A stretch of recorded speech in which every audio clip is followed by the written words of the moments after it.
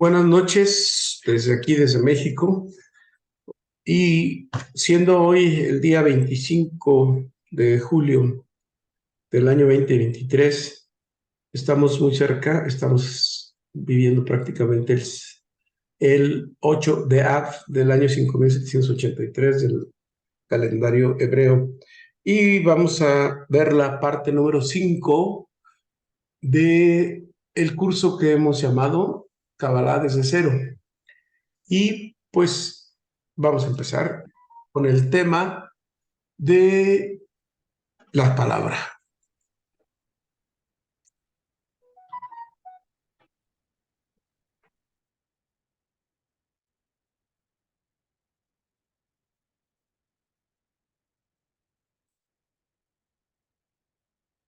El poder de las palabras. Bueno, normalmente hay que entender perdón, tenemos que saber que nosotros somos el único ser en la creación que se nos dio ese don de la palabra.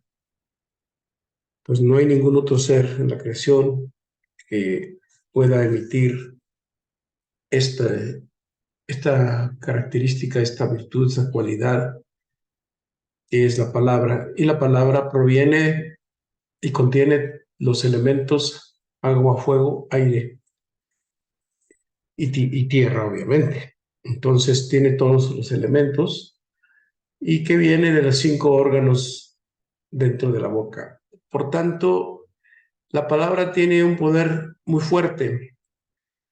Y si nosotros decimos que la palabra es resultado de un proceso de pensamiento, donde decimos que la boca es manifestación, el pensamiento es potencial y la palabra es manifestación. Las palabras determinan. Tenemos que saber que las cosas que nosotros estamos emitiendo en el sonido tienen impactan lo que los científicos cuánticos ahora llaman la matriz divina.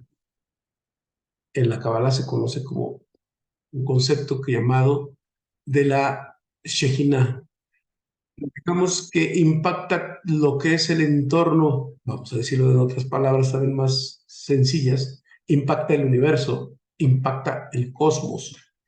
Entonces, no es simplemente eh, de que, como tratan algunos, por ahí hace muchos años hubo una película, un libro muy bestseller que se llamaba El poder del pensamiento, y no es solamente de enfócate y ya, no, la boca determina lo que sueltas, y luego ya no es, ya es muy difícil o ya es prácticamente imposible rescatar la palabra que se ha emitido. Entonces, en el Zohar nos habla, dice, hablar mal de los demás es asesinar a 3 personas. Es decir, cuando se habla mal de algo, dice, ¿por qué dice que es asesinar detrás de 3 personas? Hay una anécdota de un cabalista, del líder del hasidismo, o más bien creador del hasidismo, que era el Baal Shem Tov. Y el alumno le dijo, maestro, acabo de leer que hablar mal de las personas es peor que asesinar. Entonces, ¿por qué se dice que es hablar mal de los demás asesina? Porque si hablas mal, hay 2 personas hablando de un tercero o de terceros o un colectivo. El que habla mal daña, al que se está hablando, al que se está hablando. Entonces, aquí, ¿quién perjudica a quién? Pues perjudica el que habla al que, al que está ausente, por ejemplo. Y entonces, y va a decir, y el que está escuchando también tiene la responsabilidad en ello, ¿Por qué? Porque el que habla, pues perdió el control ya de lo que está diciendo, pero el que escucha es responsable y en cualquier momento uno de los o puede terminar la plática, cambiar de tema o simplemente no seguir escuchando lo que está hablando el otro, la persona del tercero. Entonces sale dañado tanto uno, el que habla, como el de que habla y el que escucha. Y el que escucha tiene la responsabilidad de, de cambiar de plática, cambiar de tema o continuar escuchando y entonces está acrecentando. Entonces aquí hay un daño de tres. En esta anécdota, en esta historia, le dice, ¿me puede usted explicar por qué está escrito?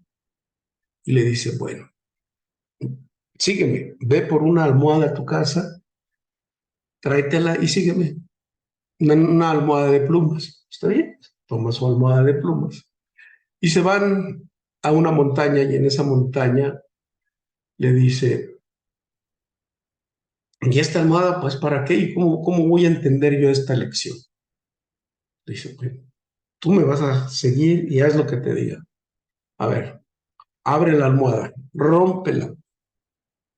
Y estaba haciendo mucho viento. Y le dije, ahora suelta todo el contenido. Y las plumas salen volando. Y dice, pues, ¿y eso qué? Dice, ahora recógelas. Dice, oiga, maestro, esto es imposible. Estamos en el pico de la montaña y ya las plumas se fueron por todos lados. Pues efectivamente, así son las palabras. Cuando las sueltas, ya no las puedes recoger. Entonces, nosotros somos muy responsables, tenemos que ser muy responsables de lo que hablamos, ¿sí? Entonces, hay que cuidar lo que sale de la boca, porque como dijimos, impacta a la matriz divina. Y también hay que cuidar lo que se cuenta a los demás, porque luego esto no se realiza. Por ejemplo, tú traes entre tus manos o entre tus ideas hacer un gran negocio. Y entonces lo empiezas a platicar con medio mundo y bueno, esa energía de la palabra, hay entes espirituales que bloquean y que quieren hacernos daño. Entonces, el hecho de emitir, de contar esto, pues se cancela y resulta que el proyecto o ese negocio de tu vida pues ya no se llevó a cabo. ¿Por qué? Porque lo hablamos antes de. Entonces, por eso es importante reservar las palabras cuando se tiene algo en mente. O cuando alguien dice, por ejemplo, fulanita dice, yo me voy a casar con fulano y antes de que todavía se confirmen, lo cuenta y todo el mundo lo sabe y el chico o la chica se arrepiente y al final esa pareja o ese matrimonio ya no se llevó a cabo. O cuando le preguntan a uno, ¿cómo va el negocio? Dices, pues va mal. Dice, ¿y el tuyo? No, pues el mío va muy bien. Entonces dice, bueno, ¿y yo cómo quedo? Cuando decimos el negocio va mal, estamos, aunque sea cierto, pero no tenemos que decirlo. Y muchas veces así lo decimos. No tenemos que proferir esas palabras. Entonces, antes de emitir una palabra, tenemos que pensar bien y después hablar. Y el proceso que normalmente tenemos, especialmente con las personas que hablan más de la cuenta, pues es que primero hablan y luego se piensa. La Kabbalah dice que en la Kabbalah dice que en la palabra no hay espontaneidad. ¿Por qué? Porque el ego toma el control. El ego toma el control y entonces se empiezan a decir palabras que ya no están dentro del concepto, de la idea, Y entonces tenemos que pensar muy bien lo que se tiene que decir, porque luego ya no hay manera de echar para atrás. Y aunque hay palabras pues aparente muy simples o muy sencillas, pero tienen una trascendencia. Por ejemplo, hay alguien que dice, acabo de ver en X espacio de pues vamos a decir, de Internet, de todas en el e-commerce que ahora le llaman, que dice, acabo de ver una iPad o un teléfono inteligente, un smartphone, que te mueres si lo tuvieras. O, y dice, si haces tú esto o esto, el otro, te mato. Y cosas así, ni en broma. ¿Por qué? Porque estas palabras, porque estas palabras lo que hacen es, empiezan a, lo que llaman algunos, a decretar. Y decretar la palabra fija eventos. Y aunque hay algunas corrientes que hablan de los decretos, hay que saber que la palabra no es simplemente así, porque también hay consecuencias. Entonces, hay consecuencias porque a veces se logran lo que alguien se propone hacer, pero no lo está viendo si viene desde su ego o viene desde realmente desde su alma. Porque si viene desde el ego, tiene rebote, es decir, tiene consecuencias.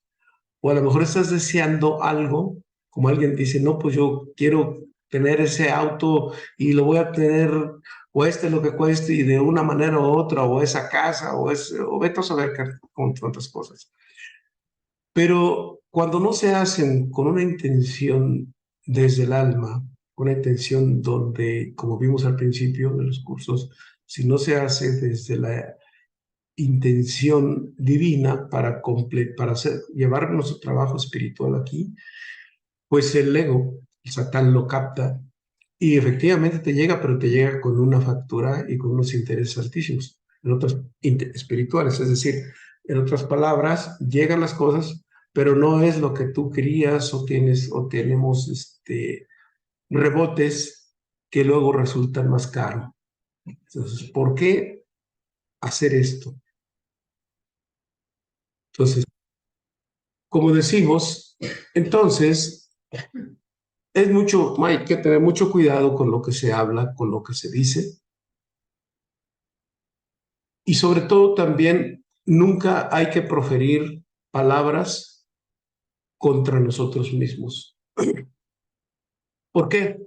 Porque dices, ay, soy un esto, soy un aquello, soy un tonto, Jesús Shalom.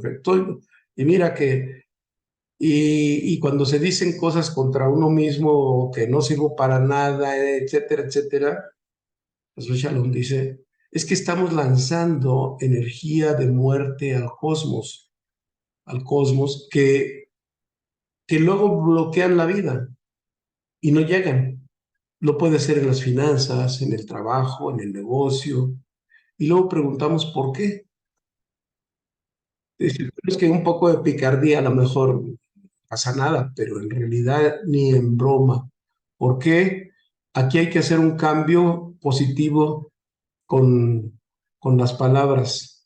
Hay veces que un niño por ahí dice, te vas a caer de la silla, en lugar que digas, te puedes caer de la silla, y pues el chamaco va y se cae de la silla, efectivamente. ¿Por qué? Porque ya lo estás fijando, ¿sí? Y esto es muy común en las mamás, en los parientes, en los hermanos, y cambiarlo por te puedes caer o te puede suceder, ¿para qué? Pues para que se tomen las medidas, pero ya cuando estás diciendo que algo va a ocurrir, hay que tener mucho cuidado. Igualmente las palabras soeces, vamos a decir, la mala habla, vamos a decir las palabras, aquí en México le decimos las maldiciones o las palabras de mal uso, usar mucho ese tipo de lenguaje atrae precisamente lo negativo. Si ustedes se dan cuenta, hay regiones, no en muchos países, hay regiones donde se utilizan mucho las palabras a veces, pero de manera muy usual. Y, Y el ambiente ahí es muy pesado. ¿Por qué? Porque es un caldo de cultivo donde las energías espirituales les encanta estar. Miren, voy a poner un ejemplo. En México, en una parte que se llama Tierra Caliente, en Michoacán, se utilizan mucho las palabras soeces y es común, es ya prácticamente el argot, pero como hay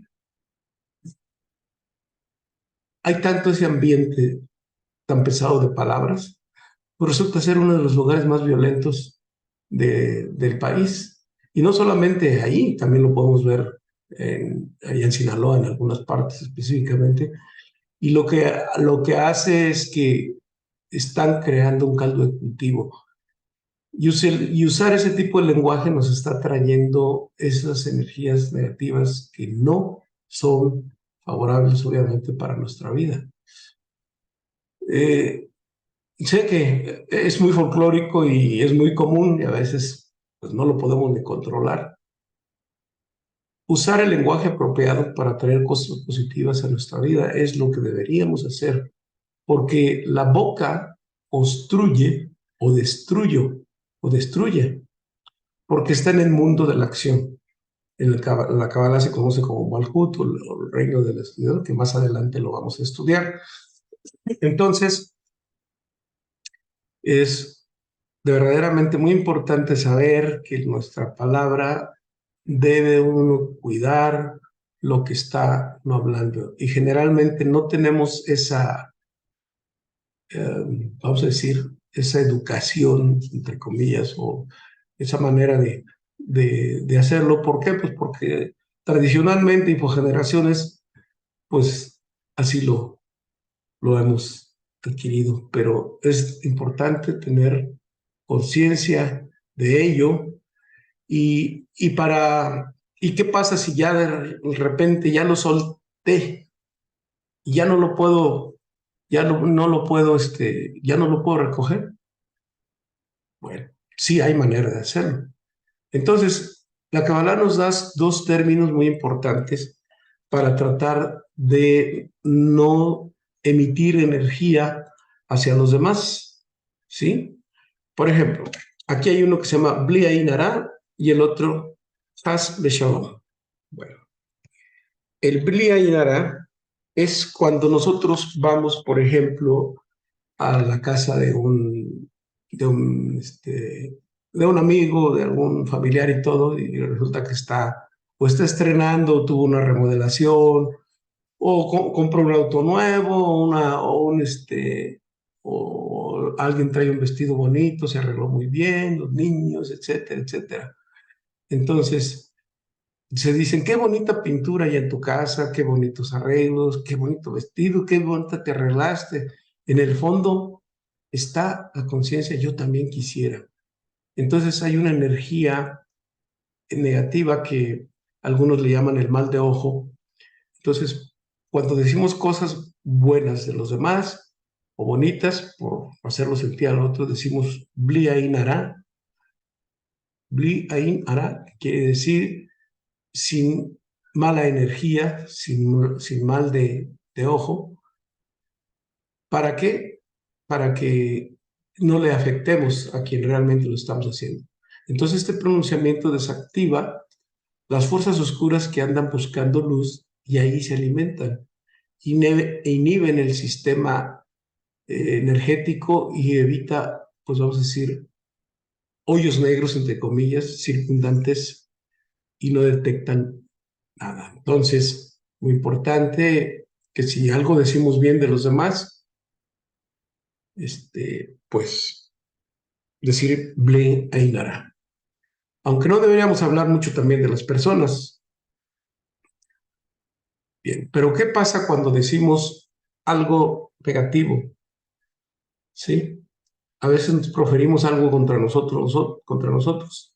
Aquí tenemos en México el decir toco madera o Dios no lo quiera, pero si estoy diciendo algo, se utiliza la palabra Hasbe Shalom, que quiere decir, Has que es vida, Hasbe Shalom, que quiere decir quiere decir vida y paz, lo cual quiere decir que cancelo lo que acabo de decir y evitar que se cumpla, porque cuando digo algo, estoy emitiendo energía para que, como dijimos, la boca determina para que no ocurra, especialmente si proferimos algo contra alguien o contra nosotros mismos.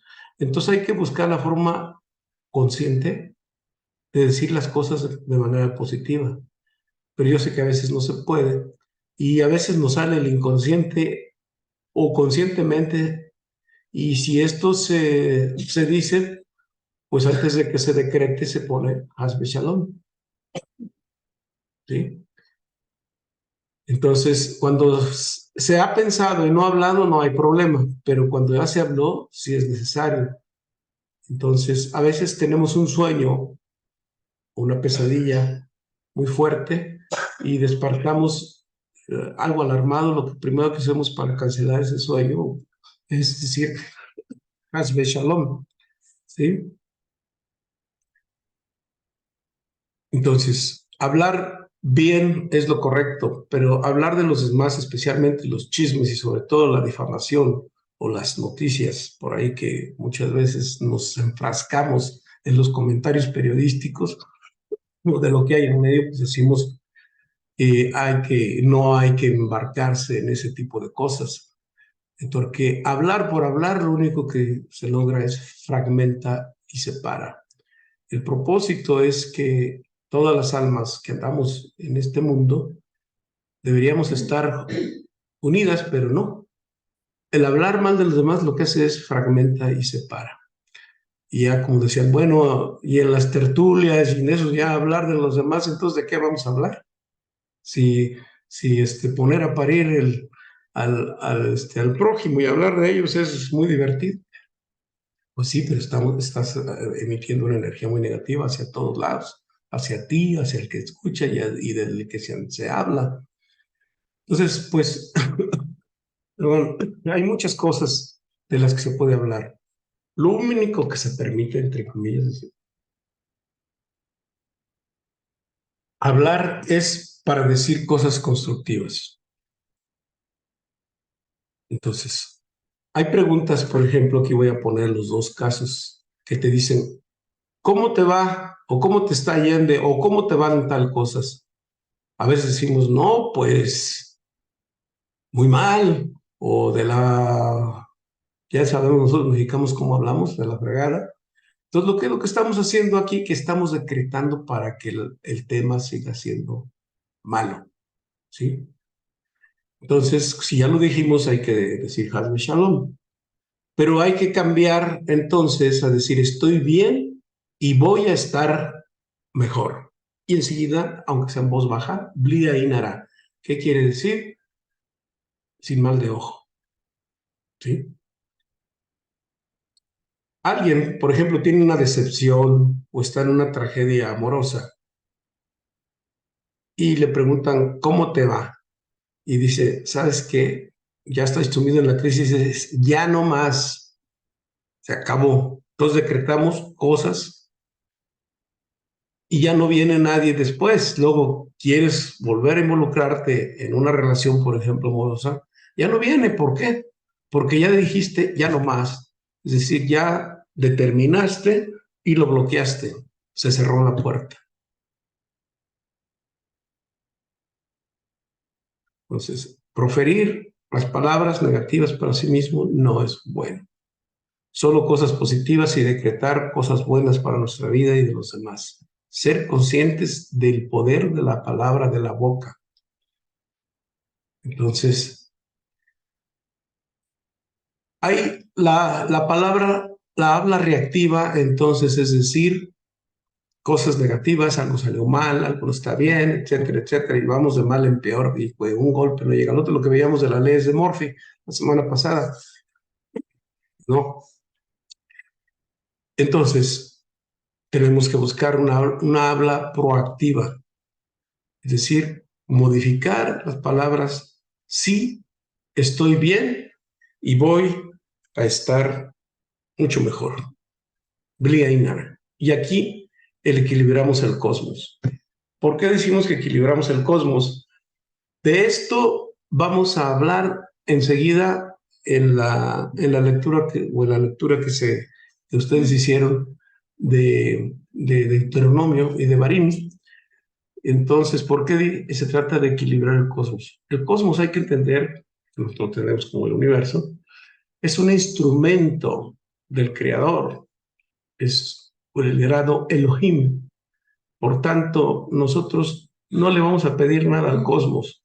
El cosmos viene y reacciona en función de nuestras palabras, de nuestras acciones, obviamente de los pensamientos, pero luego los pensamientos pues no son nuestros, de eso también vamos a hablar, todos son importados. Entonces, vamos a equilibrar el cosmos y esto lo vamos a retomar en un momento más. Bueno, ahora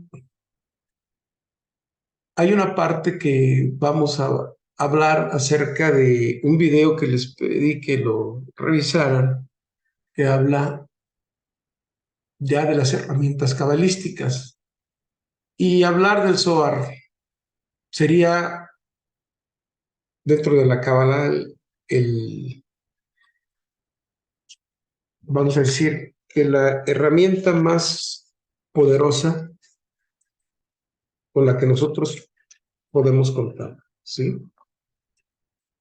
Bueno,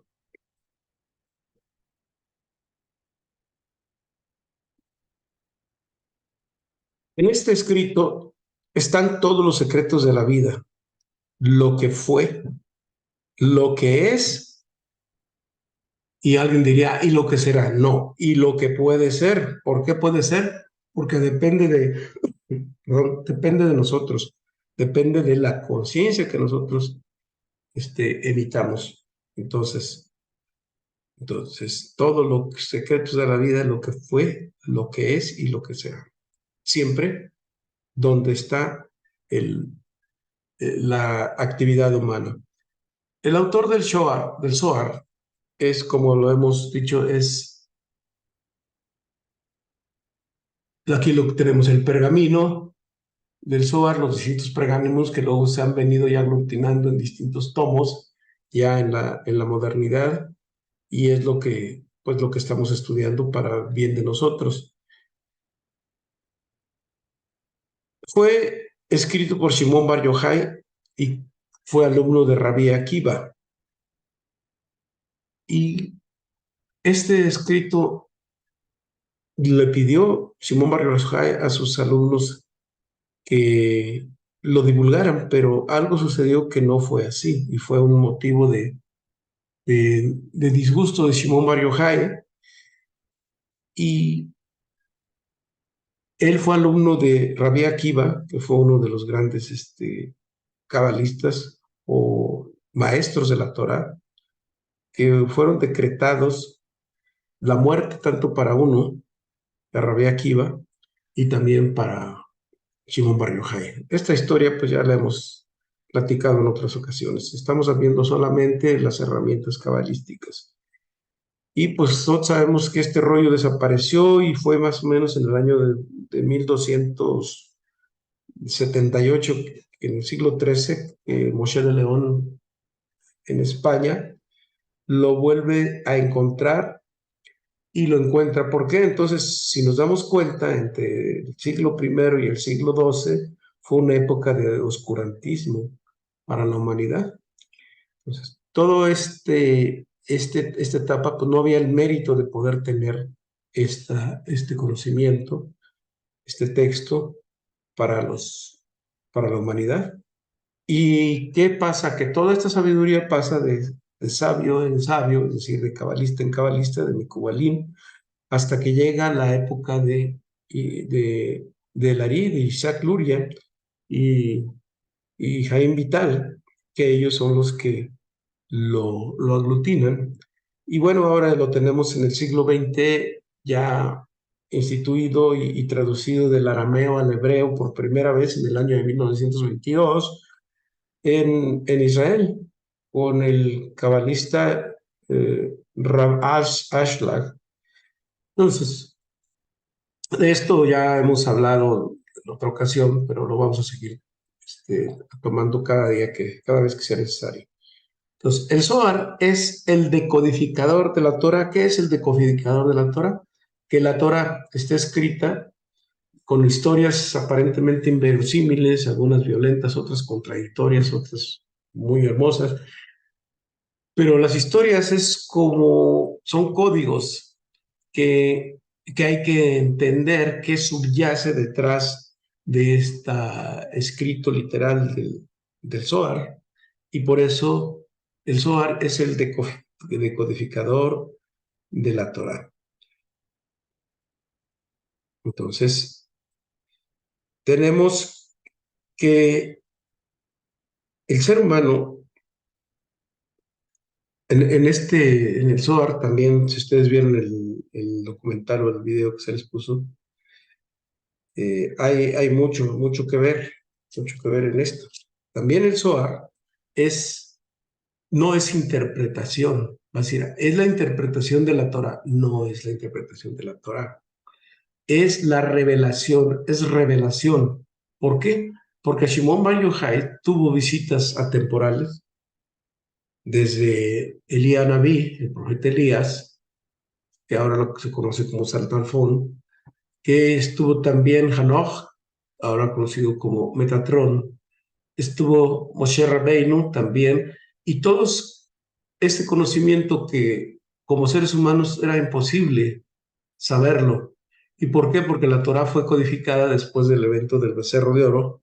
Por tanto, se le revelaron muchísimas cosas, y cuando nosotros estamos estudiando el Zohar, se estamos encontrando sabiduría que el mismo Creador, el Eterno, nos pone a través de estos grandes sabios, que es como si nos estuviera dando clase directamente a nosotros. Entonces estamos encontrando algo que es una no interpretación, porque la Torah, como en otras ocasiones, sobre todo a los de avanzados, ya les hemos dicho que hay 4 niveles para entender la Torah. Y bueno, el mayor nivel es el Sod, es decir, el secreto. Y el secuestro lo encontramos solamente a través del Zohar, ¿sí? Bueno, hay mucho que hablar del Zohar. Podemos decir que la Torah es el cuerpo, es decir, el Pentateuco y los libros de los profetas menores y mayores, y el Zohar es el alma, es como nosotros. Si una persona no tiene alma, pues es un cuerpo muerto. Lo que le da vida al cuerpo es el alma, y no hay de otra. Entonces, la Torah a nivel literal es letra muerta, no tiene vida, pero cuando nosotros lo estudiamos, entonces le damos vida a todo eso que está escrito en la Torah, y es lo que vamos a estudiar y que ya estamos entendiendo algunas cosas a partir de estas preliminares, a partir de este curso, ¿sí? El hecho de estudiar el Zohar, estudiarlo a conciencia, tiene distintos beneficios. Por ejemplo, es un agente protector, es sanador, elimina problemas y obstáculos en la vida y la negatividad. Es una antena receptora de luz e impacta directamente el alma de quien lo estudia. Es decir, no es suficiente con decir tengo el Zohar, porque entonces entramos a un fetichismo. Es como aquel que dice, ¿sabes qué? Yo voy a colgarme una medalla o un símbolo con esto. Sí, se ve bonito y todo lo que tú quieres, pero en realidad, pues le estamos dando un valor fetichista que no es. Así que es, por ejemplo, aquel que tiene su Biblia en su casa y la tiene arrumada, pues está muy bien ahí, pero no la ha abierto y no la ha estudiado. Entonces necesitamos darle vida, porque eso es el mayor regalo que el Creador nos ha dado, y por ello es importante aprender y estudiar la Kabbalah, que este es el mismo texto que es la parte, la columna vertebral de la Kabbalah. Y el Zohar nos dice, por ejemplo, que todo lo que ocurrió, hay cosas incluso proféticas. Dice, por ejemplo, dice, arderán dos torres y el responsable de esto es Ben Ladán. Se refiere claramente a las torres de Nueva York. Entonces, la ciencia ha descubierto en el Zohar tantos elementos que para ahora, en el siglo XX sobre todo, y ahora XXI, se están saliendo a la luz. Por ejemplo, en el siglo XX, o antes inclusive estaba la gravedad, hablaba de Hashmal, que quiere decir la luz, la electricidad. La teoría de la relatividad está claramente en el Zohar. La física cuántica también está ahí, el campo unificado, etcétera, etcétera, etcétera. Más de 2000 años ya se hablaba de precisamente la electricidad. Entonces, por lo tanto, pues digamos que no es trae mucha información, mucho conocimiento que todavía hay que escudriñar. Entonces, está escrito en arameo, ciertamente, pero tiene las letras arameo-hebreas, que son 22 consonantes, ¿sí? 22 consonantes y que se vocalizan a través de una puntuación, ¿sí? Y habla, por ejemplo, que el universo fue creado con estas 22 letras, ¿sí? En el Sinaí, por ejemplo, cuando Moisés venía con las letras aramea hebreas que estaban grabadas en las piedras, y que cuando hubo el evento del becerro de oro, las letras volaron y lo que cayó abajo fueron solamente piedras, pero decía que brillaba por un lado y por el otro, ¿sí? Entonces, hay una gran cantidad de información que vamos a estar viendo en esto. Ok. Y bueno, esto quiero ponerme hasta aquí como el primer elemento de las herramientas de la Kabbalah, como una parte preliminar. Y luego vamos a ver el siguiente punto, los 72 nombres de Dios. Y aquí me voy a detener porque vamos a cambiar de tema por las fechas que estamos viviendo en este momento. De cualquier manera va a quedar grabado en esta exposición, en esta clase. Vamos a hacer un cambio porque precisamente estamos en el mes de Ab. El mes de Ab, pues obviamente corresponde al mes de julio, agosto en el calendario gregoriano. Pero realmente, ¿qué pasa? Se le llama como el 9 de Ab, es Tisha B'Av. Como ustedes ya pudieron leer en la Torá, en la parashá de Devarim, sí, en Deuteronomio, en el primer capítulo, habla de que como el Creador le pide a Moshe que envíe unos espías hacia la tierra prometida, es decir, a Jerusalén. Y que lo que vea, y dice él, es una muy buena idea en que vayamos a ver qué está pasando allí. Y de las 12 tribus de Israel, toma a uno de cada uno de ellos y los envía hacia la tierra para que espíen y chequen qué es lo que está. Estoy hablando de la parte literal, ahorita vamos a sacar el código que hay detrás de todo esto. Digo una parte porque la verdad hay mucho más que ver. Entonces, estos informantes van, de hecho, hay dos de ellos, uno que es Yahshua Binu, que se conocemos como Josué, y el otro es Caleb. Entonces, Yahshua Binu era como el capataz, el lugarteniente de Moisés, y ese era el comandante de las fuerzas, o mejor dicho, era como el general del ejército cuando estuvo luchando en distintas guerras en el transcurso después de pasar el Mar Rojo hasta llegar justamente a los límites para entrar a Jerusalén. Pues digo, esta es la parte literal. Bueno, y estos informantes, pues sí, efectivamente vieron que en en Jerusalén, la Jerusalén, había un árbol, el árbol de la vida, pero que también había una, unas familias, unos grupos con los cuales ellos habían estado combatiendo, y 10 de ellos regresaron con noticias muy fatales, diciendo que sí, efectivamente había todo clase de frutos y de bondades allí, pero que era imposible entrar ahí porque allí estaban los Anakim, los gigantes, los Nefilim, los amorreos, y una serie de familias en los cuales era imposible. Son seres más altos que nosotros, cuando habla de altura, que son más poderosos, más fuertes, por lo tanto, no podemos entrar ahí.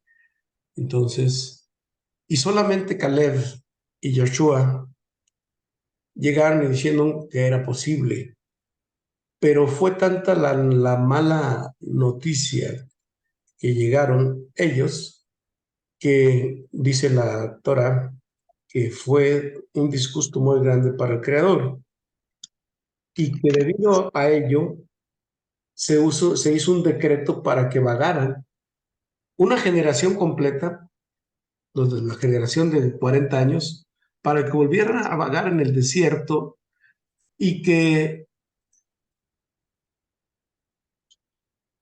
no iban a entrar esa generación hacia, hacia la Jerusalén.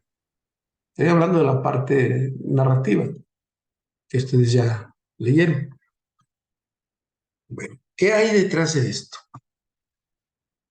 De aquí se hace un decreto, el decreto de Tisha B'Av. Ahorita voy a hablar un poco más específicamente de este día muy negativo. Entonces, los informantes que dieron la noticia vieron que había habitantes que tienen secuestrado, que habitan esa tierra prometida. Hay que entender que es Jerusalén o Jerusalén. Y entonces dijo, e incluso le dijo, pues todos estos habitantes no van a entrar. Es más, ni tú, le dice a Moshe, tampoco vas a entrar, porque él fue el que escogió los informantes. Y luego lo único que va a entrar es Caleb y a Yoshua Binu, para que tú lo capacites y lo prepares para que entre a esa tierra. Entonces, a partir de ahí, Moisés fue, vamos a decir, él no iba a entrar a la Jerusalén, aunque él prometió desde un principio que él, y lo prometió a la humanidad, que él iba a llevar a su pueblo hacia la Jerusalén. Entonces esa promesa está vigente. De eso vamos a hablar más adelante en los estudios de Zohar. Muy bien, entonces, ¿qué pasó? Esta generación quedó condenada a vagar 40 años nuevamente en el desierto, y hasta que no fue que pasaron estos, en la siguiente generación fue la que pudo entrar a Jerusalén. Otra vez voy esta sigue siendo la parte literal. Bueno, ¿qué nos está diciendo aquí? Que nosotros tenemos que tener mucho cuidado. Bueno, ¿quiénes son estos habitantes? Los habitantes son unas familias, de demonios, vamos a decir así, que fueron como producto de la relación que hubo entre el demonio, vamos a llamarlo, el Samehmen.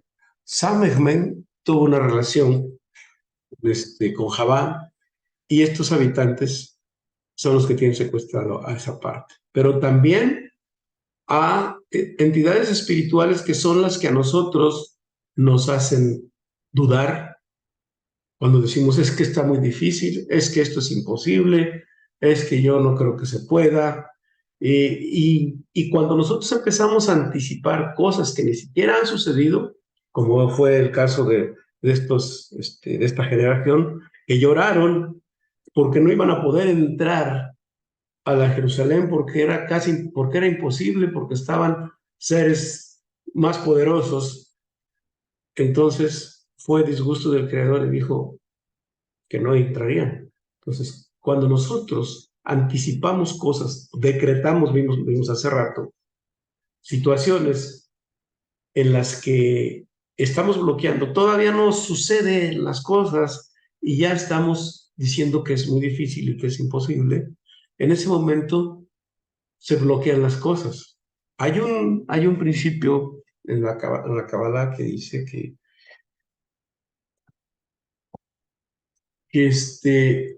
hay que descompensar el cosmos, hay que no anticipar tragedias. ¿Y cómo hay que descompensar el cosmos? Ejemplo, en lugar de que estos informantes vinieran y dijeran, la situación está complicada, pero no imposible, y vamos a hacer todo lo necesario y vamos adelante porque está, el, está nuestro Dios, Yud que está con nosotros en toda la batalla y dice que los va a entregar a nuestras manos, pues vamos. Así nosotros en nuestra vida, cuando estamos cercanos al Creador, podemos lograr cosas desde nuestra lógica imposibles y lo podemos lograr. Pero si desde antes ya estamos emitiendo cosas con obstáculos, lo más seguro es que no se va a hacer. Es un hecho. Entonces, el cosmos, que es un instrumento divino, funciona de la siguiente manera. Como dijimos, las palabras impactan. Impactan el cosmos, impactan la matriz divina. Funciona de la siguiente manera. Alguien está pasando en una situación muy difícil y está quejándose y está diciendo que le está yendo mal y mal y mal, entonces el cosmos detecta esa energía, esas palabras y dice, bueno, allí hay un desequilibrio, pues le vamos a dar circunstancias para que siga mal la cosa ahí, ¿sí? Si por el contrario no estamos bien del todo, pero decimos, nos alegramos porque entendemos, bueno, más adelante vamos a entender porque no, nunca debemos estar tristes, nunca debemos estar deprimidos. Entonces, el universo ve que una persona dice, bueno, ¿y de qué está alegre si le está yendo muy mal? Entonces, el cosmos manda un evento para compensar esa alegría. Es decir, si está mal y está alegre, entonces manda un evento para que esté alegre. Por eso cosmos en griego, me parece que es en griego, quiere decir orden. Entonces, el cosmos siempre va a equilibrar las cosas.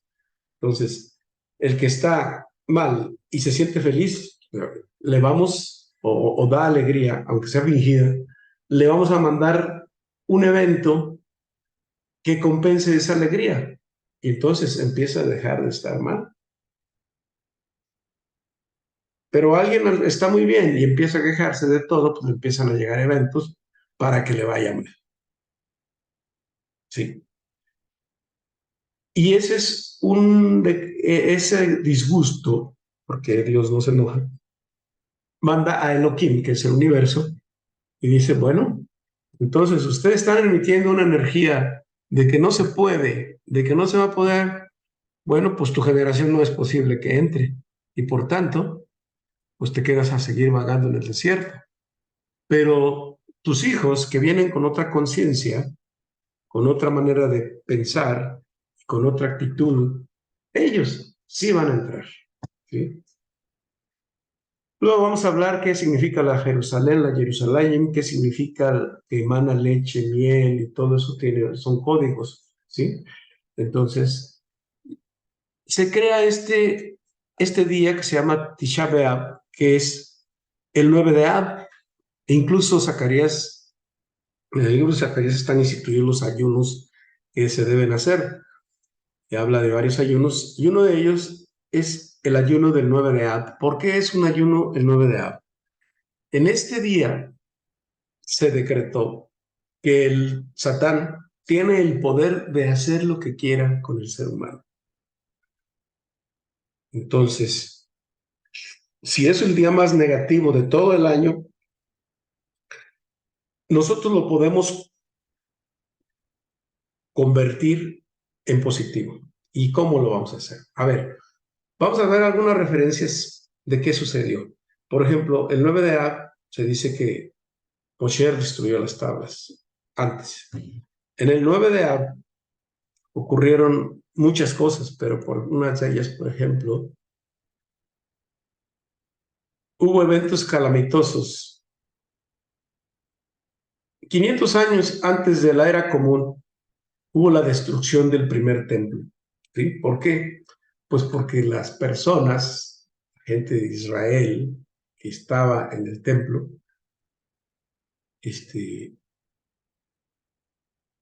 tuvo un cambio de conciencia hacia lo negativo, razón por la cual se destruyó el primer templo, y fue el 9 de Av, precisamente de este año. Y fue cuando llegaron los babilonios y se encontraron con esta destrucción. ¿Qué otro hubo el 9 de Av? El 9 de Av también, 70 después de la era común, la destrucción del segundo templo, la cual vinieron los romanos y destruyeron todo eso. Entonces, el primer templo y el segundo templo eran como el Bet HaMikdash, eran como el ente espiritual, el parte energética donde todo había orden. No había divorcios, no había demandas, no había engaños, no había robos, no había crímenes, no había... eran etapas de paz.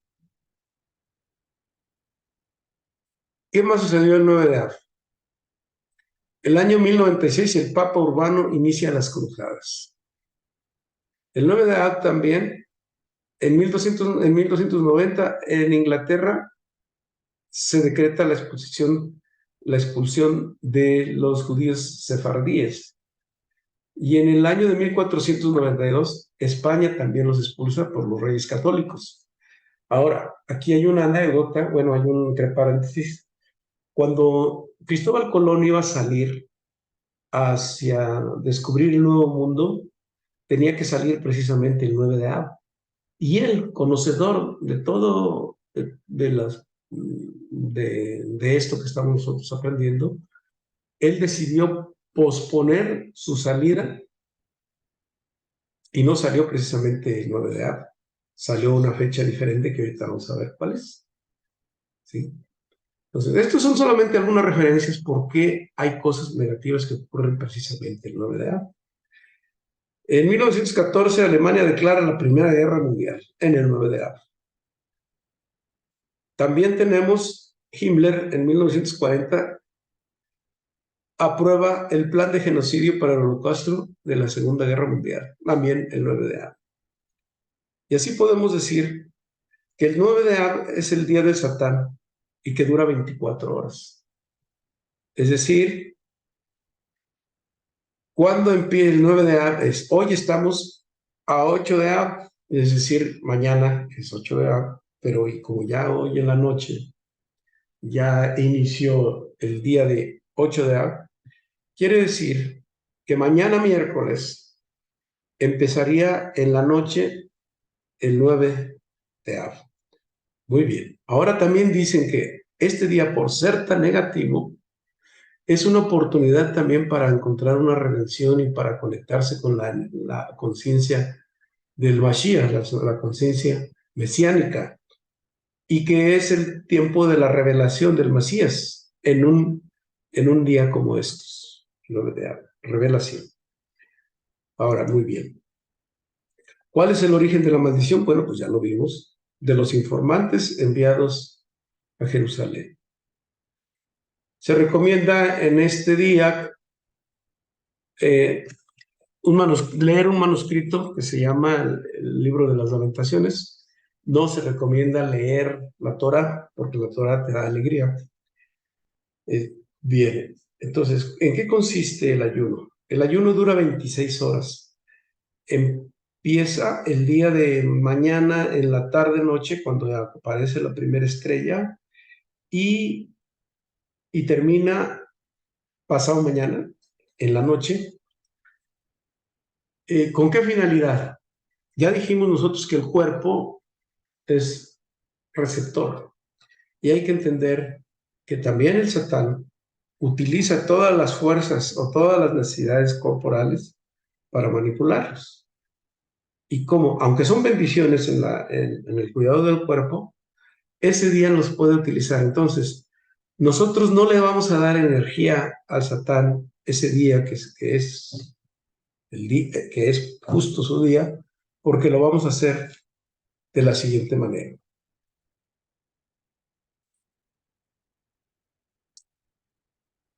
¿Qué hay para contrarrestar esa energía satánica y que no nos afecte en lo personal?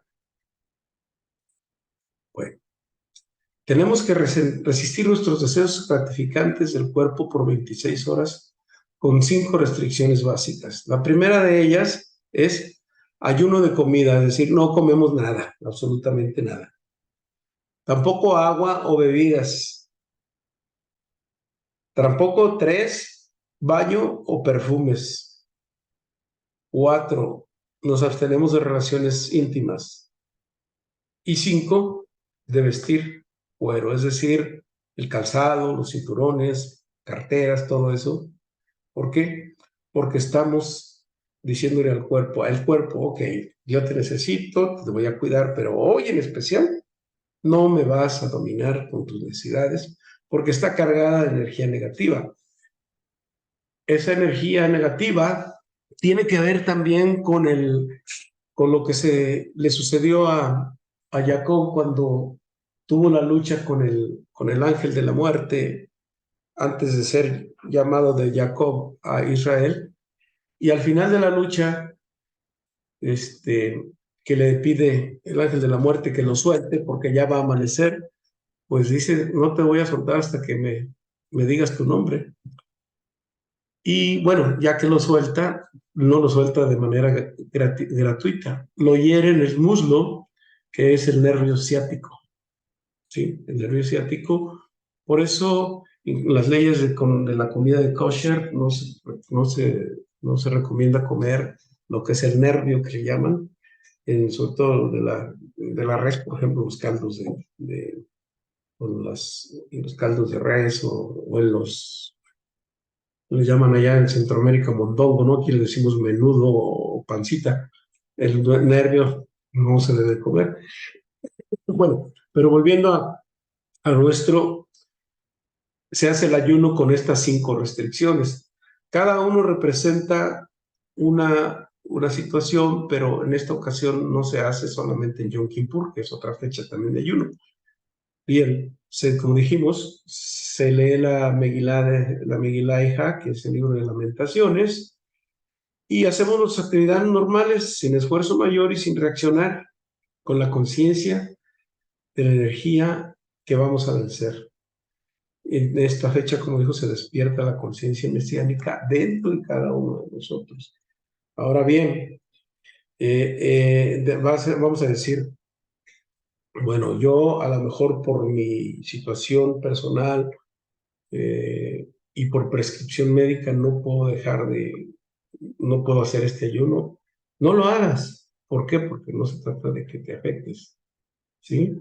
Pero si estás bien, como espero que así sea, entonces puedes hacer este ayuno.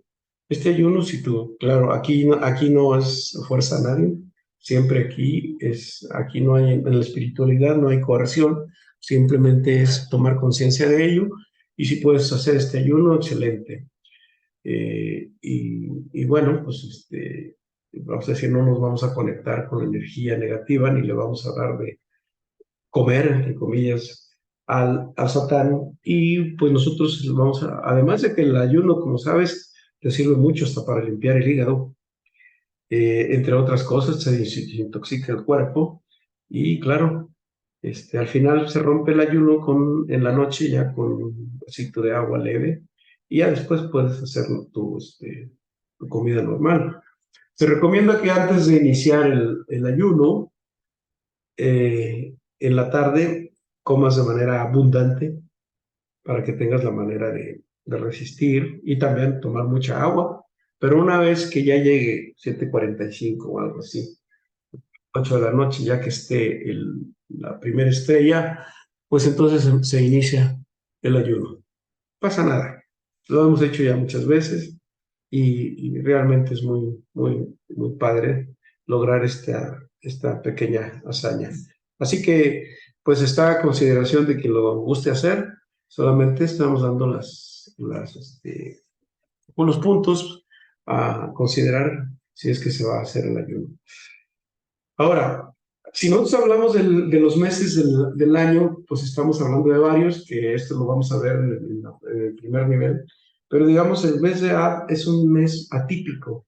Normalmente los meses, los primeros 15 días son positivos y los siguientes otros 15 días están cargados de energía negativa. En el caso del mes de Av es al revés. Los primeros días son muy negativos y los siguientes son muy positivos. Ahora, el 9 de Av nosotros lo podemos convertir, en lugar de ser muy negativo, lo podemos hacer muy positivo, muy positivo. Y estamos conectándonos con la conciencia mesiánica. Ahora bien, una vez que pase el 9, todavía hay un remanente en el día 10, pero bueno, lo vamos a ir controlando. Pero llegamos luego al día más positivo del mes, que es el 15 de Ab, es el día del amor. Para nosotros en el occidente es el día de San Valentín, ¿no? No, acá es el día del amor, es el 15 de Ab, que incluso conviene hacer contratos, hacer convenios, empeñar nuestra palabra, iniciar proyectos y muchas cosas porque hay una energía bastante positiva. En los que siguen esta tradición, por ejemplo en Israel, es el día en que pues hay las más bodas. Entonces es un día muy bendito para que haya la boda, el casamiento entre las parejas. Y bueno, es un día bastante bueno y ya del 15 para adelante pues todo es pura dulzura. Así que pues esta es la consideración que hay que hacer. Nosotros podemos meditar estos nombres. No los voy a decir tenemos la columna derecha, escaneamos de derecha a izquierda, escaneamos también esto, la columna izquierda, que es columna de nuestro cuerpo, que luego lo vamos a ver que tiene que ver con el árbol de la vida, pues también lo escaneamos este nombre en la columna central, esto y esto. Y estos nombres que de repente no tienen sentido, pues transforma el orden en transformar el orden, transformar el caos en orden, perdón, aquí está al revés. Y bueno, crea la paz, todo esto aquí. Y bueno, pues esto es, hasta aquí quedamos esta exposición y bueno, ponemos a consideración de quien quiera hacer ese ayuno, que empezaría el día de mañana. Y aquí, pues si hay alguna pregunta que hacer, con todo gusto.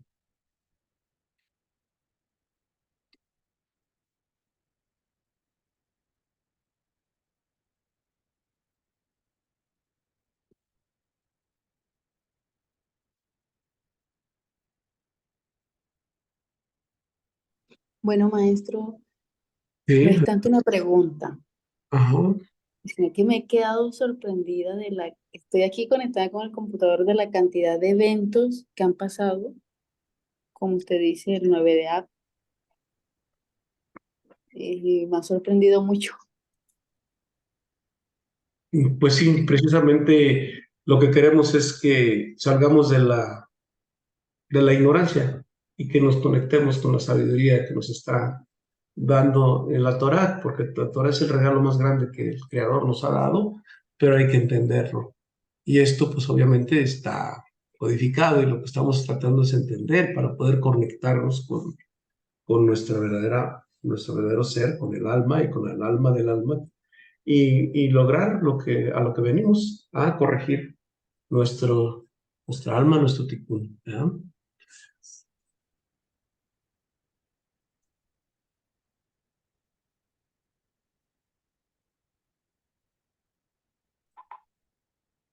¿Alguna otra pregunta?